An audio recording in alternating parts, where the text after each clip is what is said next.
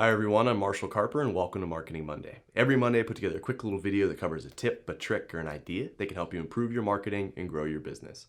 So today's tip is broken into two parts and they both have to do with pricing. The first part is stick to your guns on your pricing, and the second part is you should probably be trying to serve less customers than you are. So let's break that down. So the first part about sticking to the guns on your pricing is no matter what business you're in, no matter what industry you're in, no matter what target audience you're trying to serve, someone is always going to tell you, well, if your product was cheaper, I would have bought it, or it's too expensive, or I wish you would give me more for what I pay for. You're always going to hear that.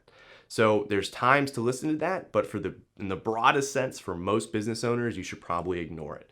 Because as soon as you start trying to compete on price, as soon as you start trying to chase those customers that want to pay less for your product, you're going to be in a race to the bottom. Yes, your production process should always be trying to be leaner. You should always be trying to be more efficient. You should always try to optimize your production pipeline to get more profit out of your products. But you don't want to make that your key differentiator. Instead, when you communicate to target audiences, you should focus more on why your product is worth what you charge. Focus on the value, focus on the benefits, focus on why your product or service is great, not why it's cheap.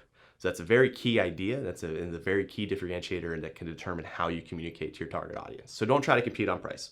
That's the first part of the tip. The second part of the tip, and this is something that a lot of business owners know already, but it's worth emphasizing. So if you have $80 in profit, would you rather make that profit from one customer or two customers?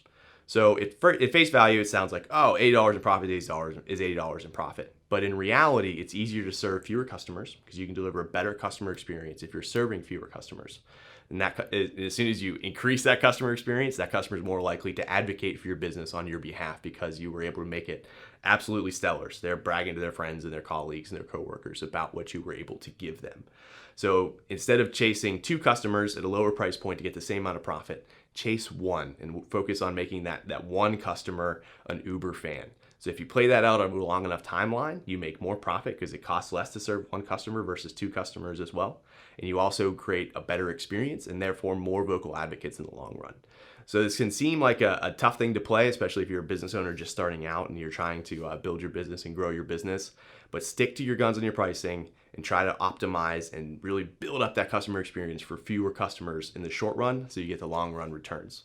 So I'm Marshall Carper, and thank you for joining me for Marketing Monday, and I hope to see you next week.